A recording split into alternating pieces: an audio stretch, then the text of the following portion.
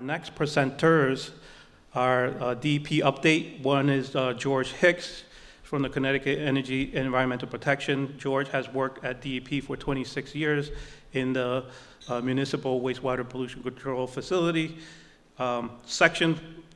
He supervises staff engineers for planning, design, and construction and financing of upgrades to municipal sewage treatment plants and wastewater collection system.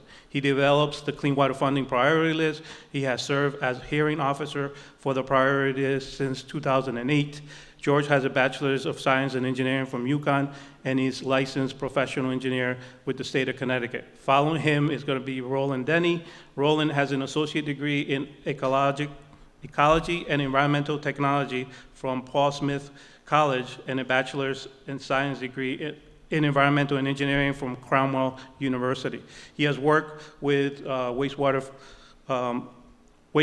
treatment facilities operators, consultants, and for 29 years as an engineer for the Connecticut Department of Energy and Environmental Protection, working in all aspects of domestic wastewater treatment, the Connecticut DEP Clean Water Fund Grant Loan Construction Program, operator certification, permitting, enforcement, training, and technical assistance. George?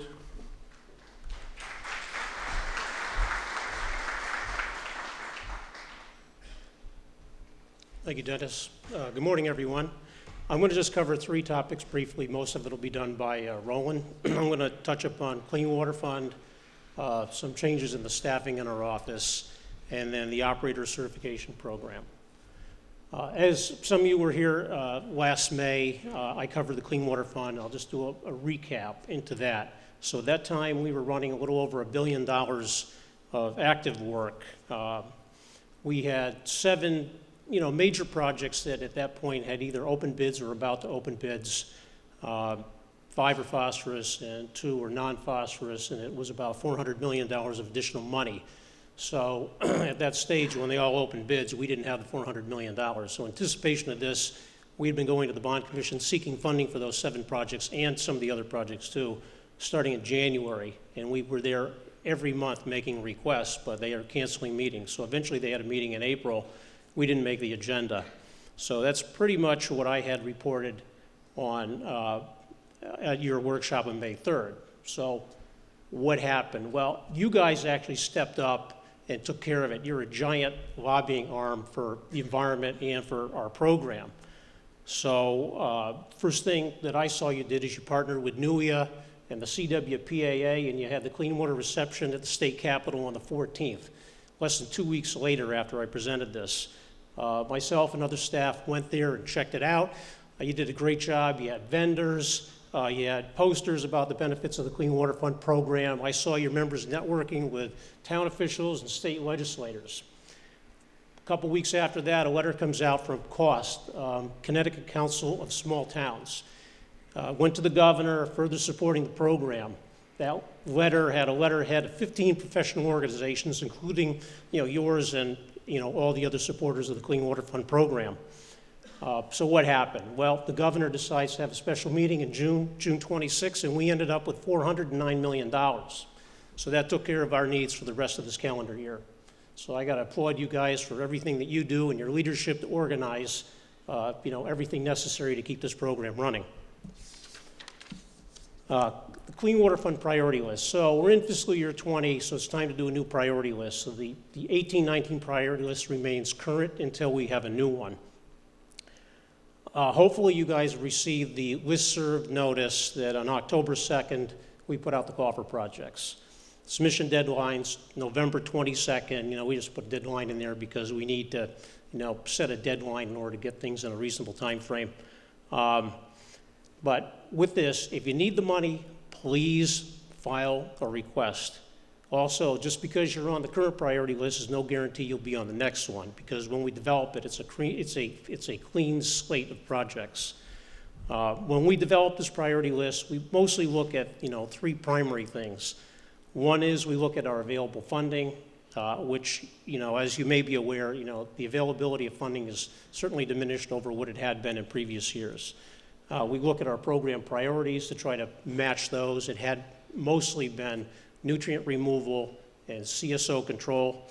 And the last thing we look at is readiness to proceed to construction. Your project has to really be ready to go to construction during the funding period. If it isn't ready to go at that point, then it won't be on that list. It'll be on a future list. We're kind of limited as to how far we can go in this process. You know, Melissa spoke to it in her presentation. We really don't know how much money we have yet until we have a bonding package that's been approved. So once that's approved, then we'll move ahead. We'll develop a draft priority list. We'll distribute it for public comment. We'll have a hearing and ultimately get a final priority list. So that's kind of where we are. So at this stage, we're just really gathering information. Moving on to staffing changes, we've had some staff changes within our unit and within the grant administration unit. Last January, we lost a senior staff engineer, Von Hall, to go work in Dam Safety Group. And in July, we lost one of our upcoming engineers to, he left the state to go work for electric utilities. So we're down 2 staff positions. We have permission currently to fill 1 position at the intern level, which we'll be doing interviews in the next 2 weeks for that. Hopefully bring them on board by, say, the end of this calendar year. We've asked for a second one, so at least we can replace both, but currently it's only 1. On the grant side, Sue Hawkins retired. She led the grant administrators. They handle all your Clean Water Fund agreements and all your payments. So they don't have approval to refill her position yet. What I've been told recently is Patty Riley is going to be picking up some of that work that Sue had been doing. So if there is some, delay in processing, I mean, you understand that the staffing is not what it was, not that long ago, but we'll do the best we can to keep everything moving. Last item is Future Operator Certification Program. Our office has been working for a couple years with your organization leadership and with the CWPAA on these various changes. At this point, DEEP will take the lead on doing the statutory changes and the regulatory changes. What's been discussed so far is that we're looking at moving to standardized exams for the ABC for class 1 through 4. Currently, the 1 and 2 exams are standardized, and the 3 and 4 may have supplemental questions that are approved through our office and the Certification Advisory Committee. Next is, we're the only ones by statute that can actually proctor the exams. We're looking at opening that up so that we could have a third party do it. And the plan is looking like we'll look toward computer-based testing, and it'll be done at private sites. Third is developing a class 4 operator in training status.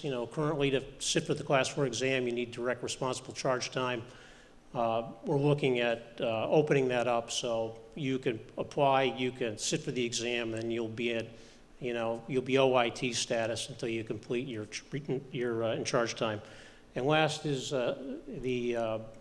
it's a certification renewal requirements. We don't have that now. Discussion of maybe having, every 3 years your certification is renewed, and part of that will be, making sure you comply with your continuing education units. As we go through this process, obviously there'll be a public process, and then we'll do what we can to make sure that the leaderships of both your organization and the CWPAA are kept up to speed and are part of the dialogue as we go forward. With that, I pass the podium over to Roland. Thank you.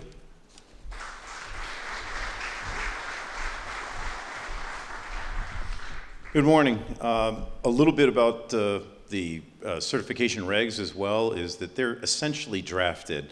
The CAC worked on this up until probably about 2 years ago and did a really good job of putting things together. It even allows for people that may leave the field to retain and maintain their certification by doing some additional CEUs to continue that. So that was a concern with a few people in the group as well. So that's all, it's in pretty good shape, and we'll see how we can move that forward. The statutory process goes a little bit quicker usually. Regulatory can take quite a bit, but hopefully that's done before George and I retire. 2 years, 5 months, and 8 days. So just a little bit of a heads up here. Everybody should have seen, anybody who's trading in the nitrogen trading program should have seen the new survey that came out. It's not substantially different than it has been coming to you, but just has some clearer direction and descriptions as to what should be being inputted. The permit renewal application is probably going to be changing as well and going to an EPA-based permit application with additional steps for the state to get a little additional information above and beyond what EPA is looking for. And then a general permit on satellite collection systems, municipalities that do not have wastewater treatment plants, just collection systems. So with the survey changes, tried to make some things a little bit easier to see by putting in some colored boxes. Please fill them out as best you can. If you are unsure, you can always contact us, but really what we're looking for is anything that is a nitrogen-related cost. So I can guarantee you, you're doing BOD removal with your blowers. That's a significant portion of the work that they're doing. So we shouldn't be counting 100% of your blower electricity for the year as being nitrogen-related. There's a limitation of about 40%. Really shouldn't be taking much more than that for your blowers to actually do your conversion to be able to do nitrogen removal. We're looking for actual hours. If you spend an hour a day on talking to your operators about nitrogen removal, fine, let's put that in there. If it's an hour a week, it's an hour a week. It shouldn't be 5 hours a day. That's a bit ridiculous. I can't imagine anybody speaking about nitrogen with their operators to that extent. We're looking for realistic numbers. We're also not looking for someone to say, well, it's 10% of my time. And then we're looking for a better estimate. We're trying to get a better handle on how it's being operated, okay? This is just a quick screenshot of what it looks like. Everybody, like I said, should have a copy of this now. We're also trying to make sure that calculations are being done in non-green boxes. So if you start fooling around and plugging things into other boxes, it's not going to calculate and tally up the numbers properly at the end. So that's why we're trying to keep everybody to the green shaded boxes. All right, current permit renewal application now has an attachment Y. It's very much similar to what you were doing years ago when it was attachment O. This is only for municipal treatment plants, but it's an EPA requirement that we do a priority pollutant scan every permit renewal cycle. So it went away for a bit, it's back, and sorry, but that's the way it goes. EPA is also looking at legislating a requirement that their application be used, or our applications would have to basically essentially copy it. For the POTWs and the one attachment that goes along with it, it's over 50 pages. We're not going to recreate the wheel. We're going to use the EPA application. So that's what's coming. I just want people to be aware of it. It's going to be coming probably in the next 2 years, and that'll be a different process. EPA's application is free to use, but it's still going to be, a requirement for you to pay the state for applying and sending that application into us. So just to be aware. It's coming. And then the general permit, it's been drafted in-house, it's been discussed and reviewed by people in the municipal facilities group, but it's now up for review with legal people, et cetera, and a few other for continuity, for structure, et cetera, for going into the system. And then it will be forums like this where we'll bring it out and we'll start, opening up the dialogue a little bit further. But it really is going to formalize a little bit better what happens in satellite communities that discharge to your treatment plants, and hopefully get a better handle on what's going on with SSOs and maintenance, CMOM, et cetera, with those facilities. Some people are not really on the radar, and they should be. All right. There we go. Any questions? Cool.